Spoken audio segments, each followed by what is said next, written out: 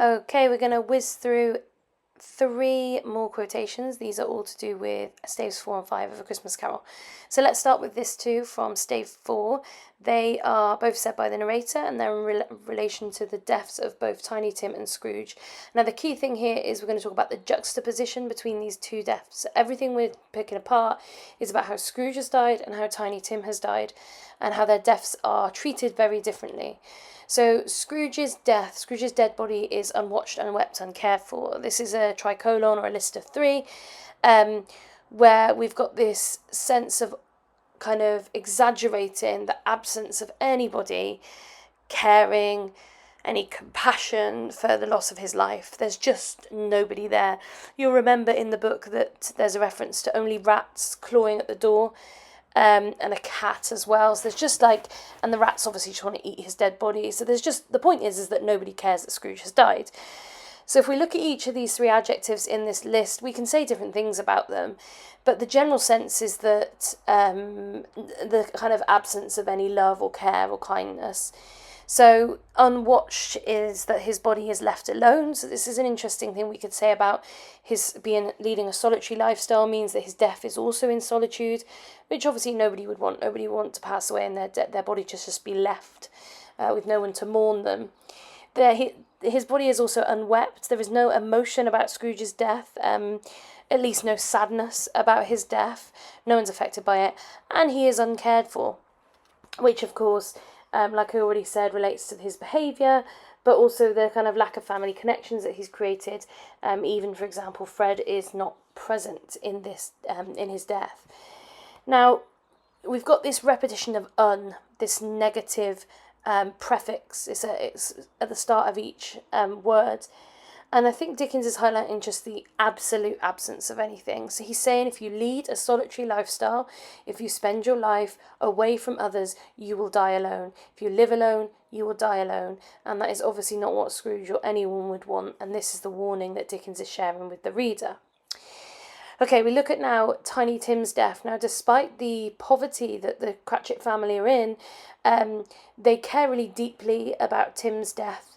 And the loss of him to their family is huge. And there's that really sad scene where they're all kind of mourning his loss. And they talk about his grave being a really green place.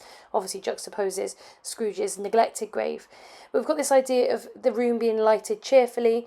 This symbol of warmth, this connection that is happening when Tim has passed away, when his body is laid to rest. It gains a reaction. His death is something that people are mourning. They are crying in juxtaposition to the unwept nature of Scrooge's deathbed. Now, if we look at this idea of the little face, obviously that adjective little just repeats to us this idea that he was a frail and fragile and vulnerable character, one that perhaps Scrooge could have helped if he had tried. That kind of idea of him being little and withered is repeated all throughout the visit to the Cratchits, and obviously what strikes a chord with Scrooge when he asks whether Tiny Tim will survive. Now, finally, if we look at this verb, kissed, which is when Bob goes up to the room that Tiny Tim is laid to rest and kisses his face, which is not uncommon in Victorian times. They would have images taken with dead bodies. Their understanding of, or their kind of reaction to death was very different to ours. But the point is that there is a very heavy presence of the family. Bob is going to the room. There's also the mention of a chair as the room had been visited recently. So we've got this heavy presence around the death in stark contrast, juxtaposition to Scrooge's death. Let's move to the end of stave 4. This quotation is from the end of stave 4. The final thing that Scrooge sees is his name upon the grave. And the grave is presented in a really negative way. Like I said earlier, it's a neglected grave. It's choked with weeds. It's not a nice place that Scrooge has ended up. So this metaphor is interesting. There's lots of things you can unpick from it. I'm just going to say a couple of things about it now. So the first thing is this idea of sponging his name off the stone indicates this idea that he wants to cleanse himself of his wrongs and his sins and erase all his wrongdoings in life. And he wants to clean himself from these poor actions. And there's this desire for redemption, being saved from his sins. And the kind of notion of sponging something, of cleaning something, is quite an interesting one. Now, he also doesn't say, let me scrape this name off the stone. He says sponge it. That's just going to be a slow process to draw out all this kind of bad actions that he's carried out throughout his life, but he's willing to spend time and effort in order to kind of erase these bad things that he's done. He's aware that it's going to take a bit of time to improve himself, and he's going to be careful with it. He's going to be attentive to this kind of idea of taking his name away, taking away. He's not really talking about the writing of his name, is he? He's talking about all the bad things he's done. Can I sponge away everything that I've done? Now, if we look at this quotation as well, if we talk about the imperative verb, this imperative verb is a very interesting one. I don't think it tells us that he's got power. He thinks he's got power over the spirits, because there's an irony in the fact that this spirit cannot talk, has not spoken the whole way through stave 4, and yet Scrooge is desperately pleading with him to tell him something, even though he knows deep down that the spirit cannot respond. This order just indicates Scrooge's just urgent, desperate tone. He is desperate to change. He is desperate to know that it's going to count, that he's got the time to change. And that's what that imperative verb tells us. I haven't done it on here, but you can also look at the pronouns me, I. The emphasis is on him, what he can do in these final moments as he sees his grave. And one last thing you could look at is the use of a modal verb. Now, modal verbs are words like may, could, might, should, and they indicate whether something is certain. And this is quite important because Scrooge is basically unsure whether he can change and whether he can change this death. And the ghost never gives him an answer, but he still, when he comes back in stave 5, he still makes the decision to change, despite not knowing whether he could still die this really lonely death. But he does it anyway. He does it for the right reasons.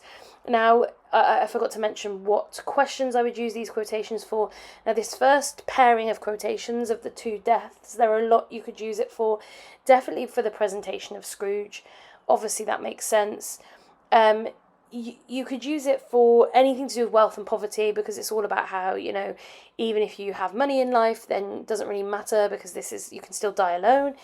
For the Cratchit family, any questions about the Cratchits, anything about things like greed or isolation or power or society. I don't know why the words have cut off at the bottom there. I apologise for that. But just lots of different questions, really. And then this next one, tell me I may sponge away. The most obvious one is obviously that you could use it for Scrooge, but it works well for the supernatural, the way they change Scrooge, or the kind of impact of the ghosts. I would also use it if I had a question on Scrooge transformation. So it might be, say, something like redemption, which is when you're saved. But there's, this one is kind of flexible depending on what you want to write about. Now, these two quotations are just brilliant to remember. They're really easy to analyse, and they're definitely ones that you can link to pretty much anything. They're a bit like Dead Butcher and Feeling Like Queen in Macbeth. If you're talking about the ending, how the characters end up, this is proof that Scrooge becomes this good guy at the end, and that he's kind of dropped away all the burden of all his kind of bad behaviour. So we'll start with as merry as a schoolboy. Now, the noun schoolboy is an interesting one. It relates to this idea that Scrooge feels almost a rebirth when he returns in stave 5. He feels young again, he feels that innocence, and essentially he feels like he's got a second chance at life, even though in reality he's obviously an older man. Now, it's interesting as well that we know that when Scrooge was in childhood, he was a solitary child neglected by his friends. So you do get the sense that whilst he returns to his childhood in this moment, he recognises that this is a change of path for him, that maybe he's going to make a different choice from this kind of sense of being a schoolboy, and he's going to take the path of kind of connection and love rather than the one of isolation and solitude that he takes, as we know, in the kind of life that he led before. If we look at the adjective merry, this is just an interesting choice really from Dickens, because merry is typically a word we would use to associate with Christmas. It has connotations of Christmas time. It's a phrase that you would say at Christmas, Merry Christmas. So it symbolises the joy and happiness that Scrooge is now filled with following his encounter with the free ghost, and because he's woken up with this chance to do right, and that makes him feel merry, especially considering it's also Christmas Day. If we look at the second quotation, as light as a feather, again, then we've got this juxtaposition between this quotation and some of the quotations from stave 1. But if we start with the idea of a feather is something that can, again, it's a noun, and it's something that can float away, right? It can just It's very light, obviously, hence the as light as a feather. So this indicates to us that Scrooge feels a sense of freedom when he returns from his encounter with the spirits. He feels free, he feels liberated, he feels unlocked in a way, and that therefore creates a sense of happiness. He feels happy in the life that he now has an opportunity to lead. Now, lots of people like this quotation because the really great thing you can do is you can use it to juxtapose with some of the quotations in stave 1. Essentially, he has dropped a weight. That's what being light means. In this case, you could argue that he drops the weight of the chain that he was going to carry, that Jacob Marley warned him of at the start, so it juxtaposes with that. But you could also juxtapose it with hard and sharp as flint, because a flint is a stone and therefore something that's also quite heavy. So you can use it to refer to either of those two quotations, the sense that Scrooge is this kind of weighty, negative presence at the start, but by the end he's this light, free, unburdened presence.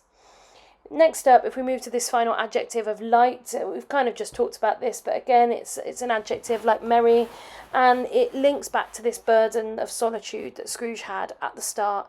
The solitude, being lonely, being isolated, effectively it weighed him down like that oyster at the bottom of the sea, like that flint, these heavy, unchanging objects. But now he is as light as a feather, something that can move freely.